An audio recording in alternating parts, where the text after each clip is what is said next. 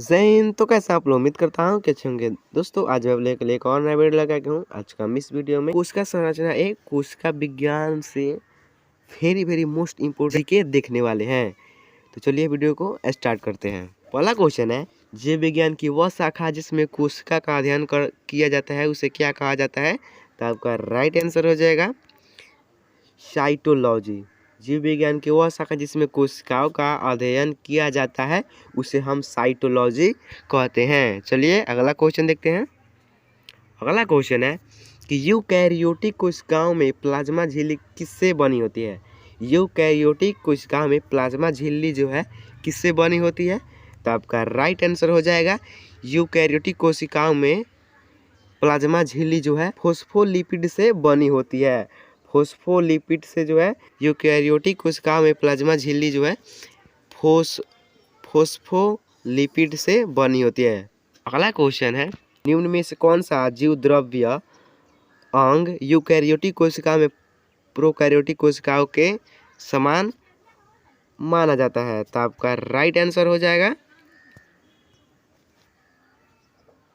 Mitochondria को जो है माइटोकॉन्ड्रिया को जीवद्रव्य अंग यूकैरियोटिक कोशिका में प्रोकैरियोटिक कोशिकाओं के समान माना जाता है। तो चलिए अगला क्वेश्चन देखते हैं।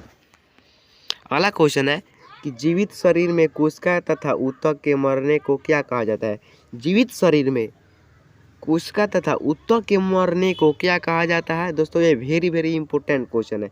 तो आपका राइट आंसर हो जाएगा नेक्रोसिस। जो है जीवित शरीर में कोशिकाओं तथा ऊतक के मरने को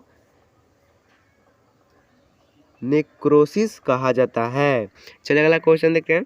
अगला क्वेश्चन है कि निम्न में से कोशिका का ऊर्जा घर यानी कि पावर हाउस कौन कहलाता है?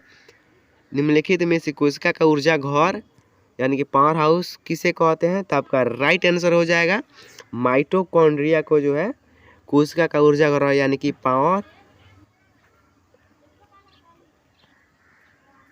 हाउस कहा जाता है। कोशिकाओं का ऊर्जा घर यानी कि पावर हाउस माइटोकॉन्ड्रिया को कहते हैं। चलिए अगला क्वेश्चन देखते हैं।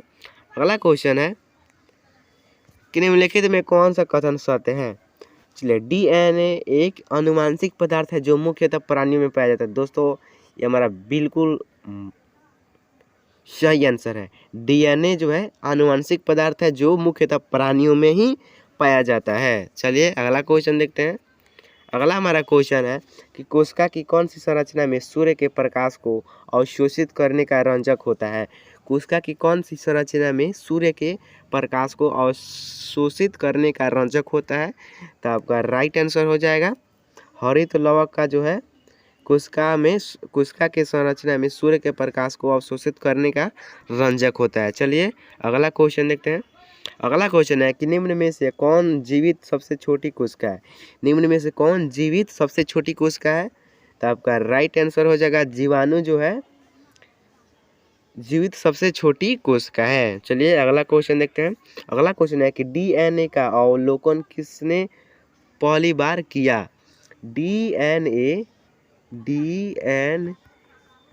का अवलोकन किसने सबसे पहली बार किया था? तो आपका राइट आंसर हो जाएगा ऑथर कोनबर्ग जो है डीएनए का अवलोकन सबसे पहले किए थे। चलिए अगला क्वेश्चन देखते हैं। अगला हमारा क्वेश्चन है कि निम्न में से कौन ऊतक संवर्धन को सही दर्शाता है? निम्न में से कौन ऊतक संवर्धन को सही दर्शाता है? तो आपका राइट आंसर हो जाएगा कृत्रिम माध्यम से जंतु ऊतकों का संश्लेषण जो है ऊतक संवर्धन को सही दर्शाता है। चलिए अगला क्वेश्चन देखते हैं। अगला क्वेश्चन है कि किस पेड़ की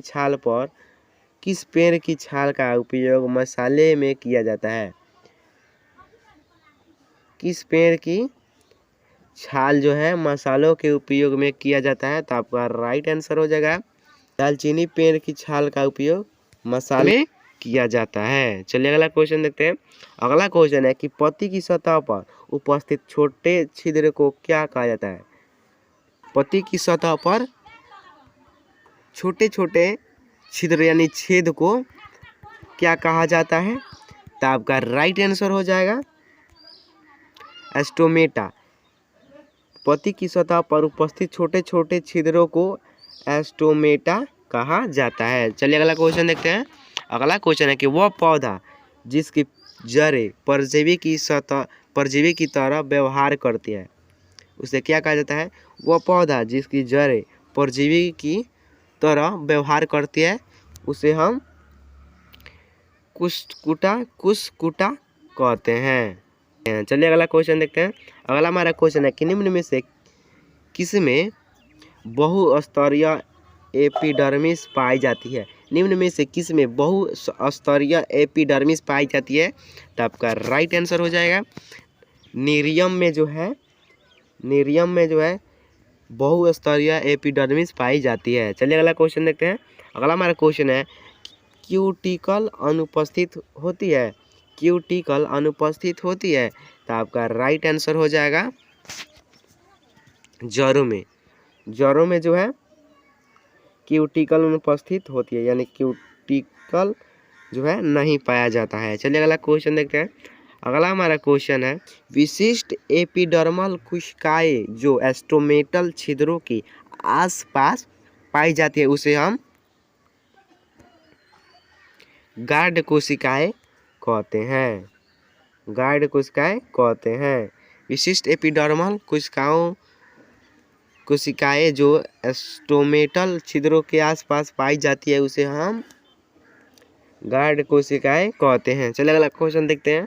अगला क्वेश्चन है इंटर कैलोरी मेरिस्टेम पाया जाता है तो आपका राइट आंसर हो जाएगा इंटर बर्ड में जो है इंटर कैलोरी मेरिस्टेमेट पाया जाता है। चलिए अगला क्वेश्चन देखते हैं।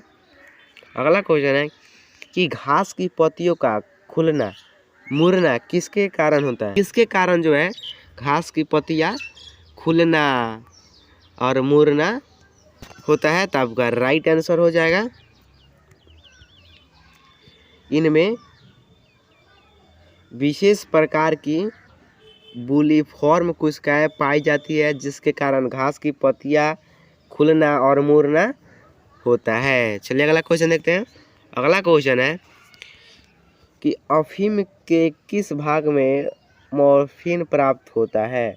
अफीम के किस भाग में मॉर्फिन प्राप्त होता है? तो आपका राइट आंसर हो जाएगा फल आवरण के भाग में जो है अफीम के भाग से फॉर्मिन प्राप्त होता है। चलिए अगला क्वेश्चन देखते हैं। अगला क्वेश्चन है कि केंद्र के अलावा डीएनए कहाँ पाया जाता है? केंद्र के अलावा डीएनए कहाँ पाया जाता है? तो आपका राइट आंसर हो जाएगा माइटोकॉन्ड्रिया में जो है केंद्र के अलावा डीएनए पाया जाता है। चलिए अगला क्वेश्चन देखते हैं। अगला क्वेश्चन है कि गुणसूत्र का अध्ययन किस अवस्था में सबसे अच्छे से किया जाता है? गुणसूत्र का अध्ययन किस अवस्था में सबसे अच्छे से किया जाता है? तो आपका राइट आंसर हो जाएगा गुणसूत्र का अध्ययन जो है मेटाफेज में सबसे अच्छे से किया जाता है। चलिए अगला क्वेश्चन देखते हैं। अगला क्वेश्चन है कि पौधे की कोशिका भित्ति किससे बनी होती है? पौधे की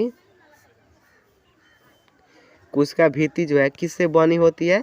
तो आपका राइट आंसर हो जाएगा पौधे की कोशिका भित्ति जो है सेल्यूलोज से बनी होती है। चलिए अगला क्वेश्चन देखते हैं। अगला क्वेश्चन है कि निम्न में से कौन सा जीव कोशिका सिद्धांत का अनुसरण नहीं करता है? निम्न में से कौन सा जीव कोशिका सिद्धांत का अनुसरण नहीं करता है? तो आपका राइट आंसर हो जाएगा विषाणु जो है कोशिका सिद्धांत का अनुसरण नहीं करता है। चलिए अगला क्वेश्चन देखते हैं। अगला क्वेश्चन है कि कौन सा रासायनिक समूह कोशिका विभाजन और शाखा निर्माण को प्रभावित करती है?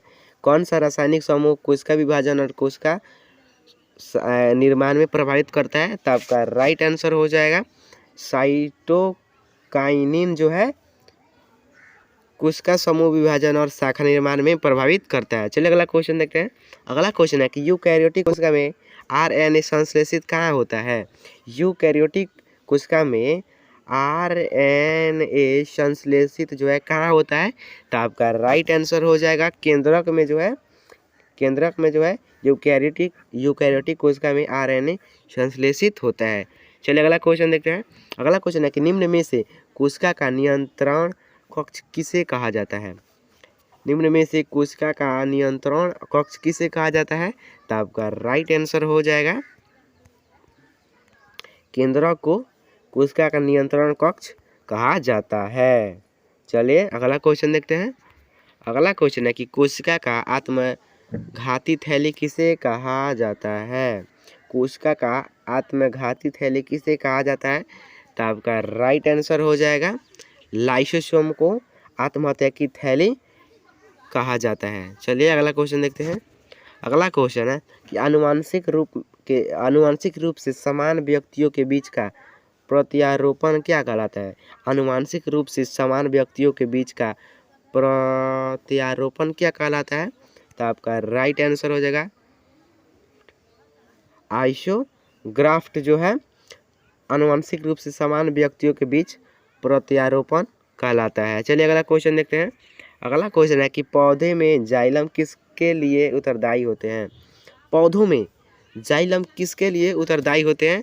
तो आपका राइट आंसर हो जाएगा जल के परिवहन के लिए जो है पौधे में जाइलम उत्तरदायी होते हैं, जल के परिवहन के लिए। चलिए अगला क्वेश्चन देखते हैं। अगला क्वेश्चन है कि केंद्रक में कौन सा तरल पदार्थ पाया जाता है? केंद्रक में कौन सा तरल पदार्थ पाया जाता है? तो आपका राइट आंसर हो जाएगा केंद्रक में जो है केंद्रक द्रव्य पाया जाता है। चलिए अगला क्वेश्चन देखते हैं।